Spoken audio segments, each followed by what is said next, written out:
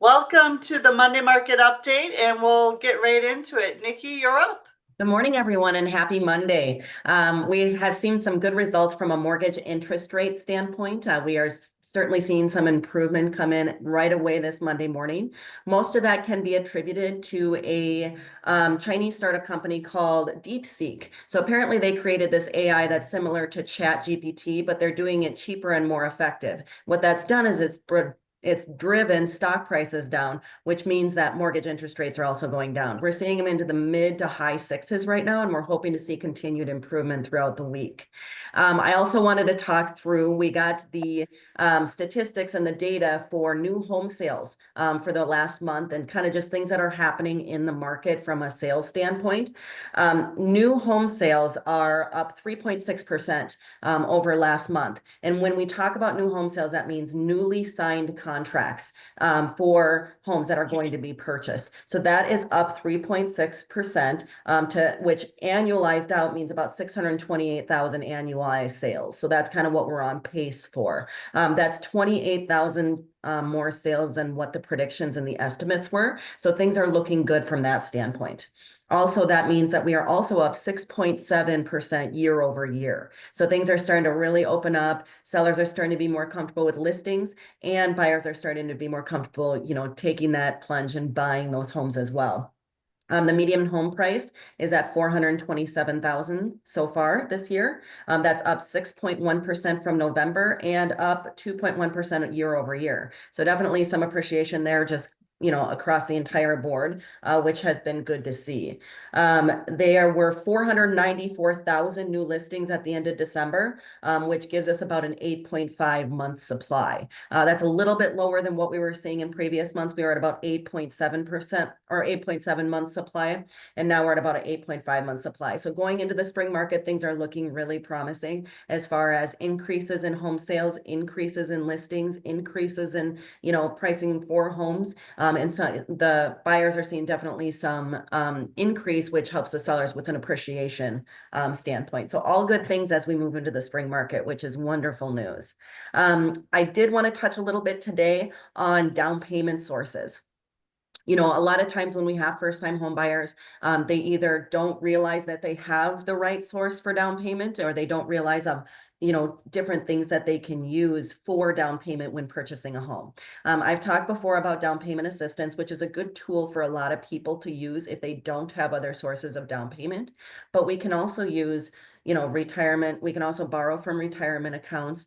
We can also use business assets. So if you are a self-employed individual and you keep all of your profits from your business in your business account and you are the owner of that account, we can use those funds for down payment, which is really nice. The only thing that we do require is that some sort of, either your CPA or accountant to just say, yes, taking these funds out of the business account is not going to negatively affect the daily cash flow of the business, which in a lot of cases, a lot of business owners will keep their profits, like I said, in that business account. And so we can definitely use those as sources of down payment.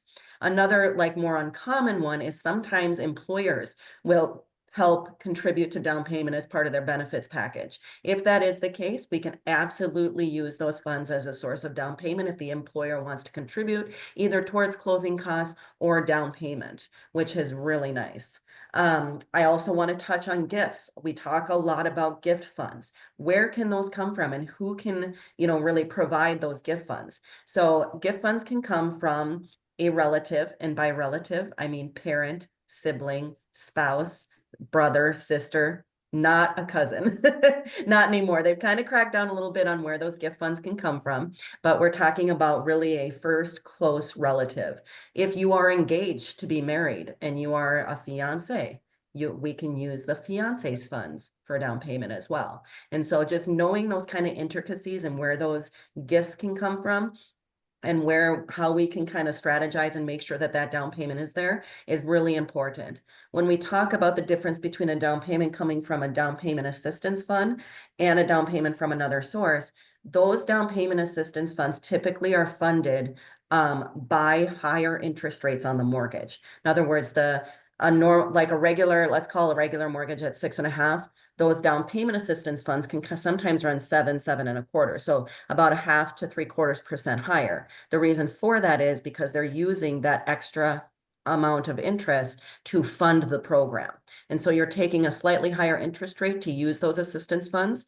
So if we can get funds from another source, obviously it's going to be a little bit lower of an interest rate and probably a better situation overall for the client. But that's not to say that in cases where we either don't have another down payment source, or maybe based on credit score, that those down payment assistance funds are actually going to be a better outcome for the borrower on the long term.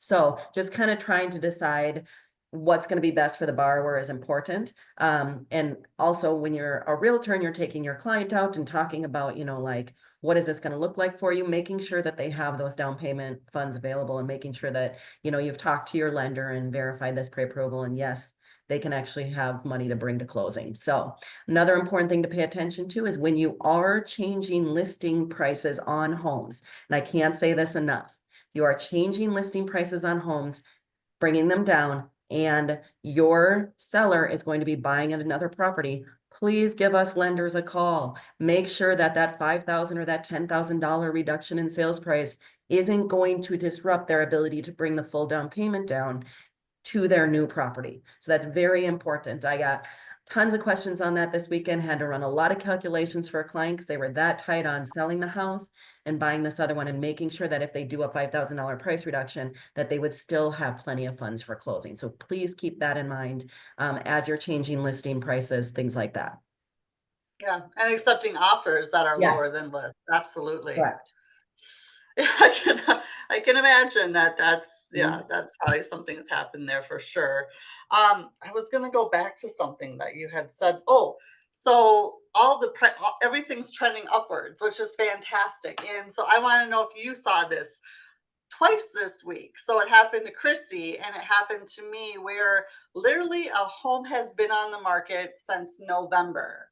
And we are end of January. We scheduled showings that morning and all of a sudden it's under contract. Yep, happens So all to the time. me, yeah, it's like picking it, you can feel it. You can feel that it is picking up. There's a lot of movement. Things that have been sitting for a while, all of a sudden they're popping and things Yeah. are happening. So is that what you're feeling That's on your side? Yeah.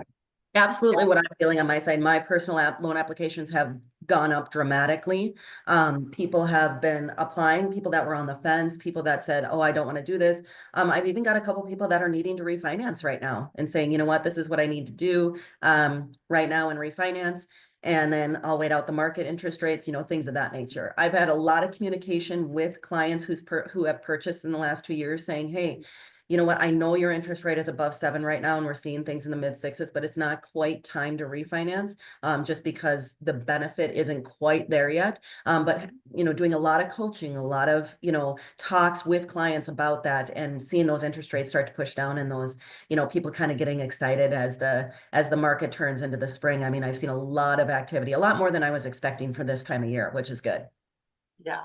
Do you have, and this is just for agents to pass on to their clients, or even if I have some people that aren't agents watching this just because they want to know what's going on in the market. Sure. Do you have like a hit list where you talk to these people that want to refinance? It's not quite there, but the moment it hits, it'll trigger and they'll get, either you'll contact them or they'll get an automatic message. So is that something that, people that need to refinance or want to refinance but need that trigger point? Yes, absolutely. So I put in my own personal CRM, I put in trigger warning, trigger points where I'm contacting clients if interest rates get down to a certain point. It's like, yep, I'm contacting you. We're going to get ready. We're going to get going. A good example of that was we had a client back in November when those interest rates kind of just like hit exactly right and got down into those fives, and we were able to lock a client in that purchased at 7.625 at 5.625. And I was like, we got to go now if you want to do this, and 2 percentage points saved them $250, $270 a month, and really just put them in a point where they were like, oh my gosh, it's such a relief to just have that lower mortgage payment and be able to prepare for the future in that manner, knowing that at 5.625, they're going to stay there for quite some time, which is good. So those are what we're going to start seeing examples of. I have tasks that set up for people that, and I know what their interest rate is. I know exactly where they need to be. So I ran all those analytics. If anyone does want an opinion and say, okay, I'm at 7.25 right now, at what point should I, refinance?